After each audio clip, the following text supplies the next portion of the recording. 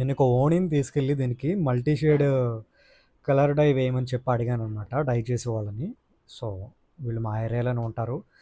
చాలా బాగా డై చేస్తారనమాట. సో, నేను వైట్ డైబల్ ఓణి తీసుకొని వెళ్ళి, దీనికి నేను ఒక లావెండర్ కలర్ లెహెంగా మీదకి మల్టీ షేడ్‌లో కావాలని అడిగాను. అంతకుముందు వీళ్ళ దగ్గర నేను చూసాననమాట. సో, మల్టీ షేడ్‌లో వీళ్ళు ఆరెంజ్ అండ్ రెడ్‌లో చేశారు. చాలా బాగా నచ్చిందది. సో, అలాగే ఒక 2 షేడ్స్‌లో నేను వీళ్ళని చేయమని చెప్పి అడిగాను. సో, నేను తీసుకెళ్ళిన lavender shade and orange shade. Lavender and orange 2 కలిపి చేశారనమాట. సో, ఫస్ట్ వాళ్ళు హాట్ వాటర్‌లో అలా వేసుకొని, ఆ లావెండర్ షేడ్ ముంచుతున్నారు. అలా డిప్ చేసిన తర్వాత దాన్ని తీసుకెళ్ళి వాష్ చేస్తారనమాట వెంటనే. మళ్ళీ డిప్ చేసి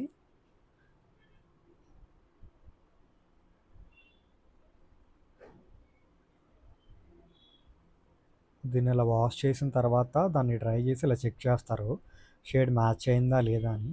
సో, ఇక్కడ లైట్ షేడ్ వచ్చింది. ఇంకొంచెం మనకి డార్క్ రావాలి. సో, ఇంకొంచెం వాళ్ళు డార్క్ కలర్ యాడ్ చేశారు. ఆ డార్క్ కలర్ యాడ్ చేసి మళ్ళీ మనం దాన్ని అలా డిప్ చేశారనమాట. అదే సింగిల్ కలర్ అయితే మొత్తం ముంచేస్తారు. బట్ మనం మల్టీ షేడ్ ఏమన్నాం కాబట్టి హాఫ్ హాఫ్ అలా ముంచారు. తర్వాత దాన్ని వాషింగ్ మిషన్‌లో వేసి డ్రై చేసి అట్లా హెయిర్ డ్రైయర్‌తో డ్రై చేస్తారనమాట. అంటే కొంచెం శాంపిల్ సేమ్ కలర్ మ్యాచ్ అయిందా లేదా అని. మ్యాచ్ అవ్వలేదు. ఇంకొంచెం డార్క్ కావాలి. మళ్ళీ దాంట్లో డిప్ చేసి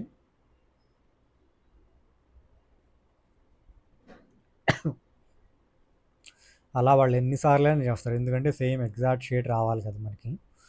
సో, ఎగ్జాక్ట్ షేడ్ మ్యాచ్ అయ్యే వరకు చేస్తారు. ఆ షేడ్ మ్యాచ్ అయిన తర్వాత ఓకే. ఇటు సైడ్ ఇంకో కలర్ ఎయాలి కాబట్టి అక్కడ దారంతో అలా కడతారనమాట.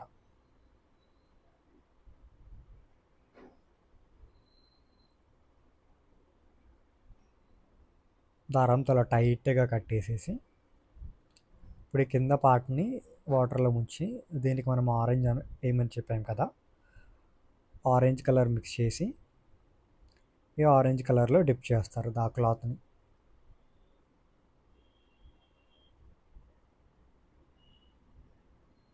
అలా మధ్యలో వైట్ ఉంటే 3 కలర్స్ అవుతాయి. బట్ మనకు కావాల్సింది 2 కలర్సే కాబట్టి సో, ఆరెంజ్ కూడా అయిపోయిన తర్వాత చూసారు కదండీ! చాలా నీట్‌గా వచ్చింది మనకి. లావెండర్ అండ్ ఆరెంజ్ ఇట్లా మల్టీ షేడ్. సో, ఇట్లా ఏ షేడ్ కావాలంటే ఆ షేడ్ మనం చేపించుకోవచ్చు.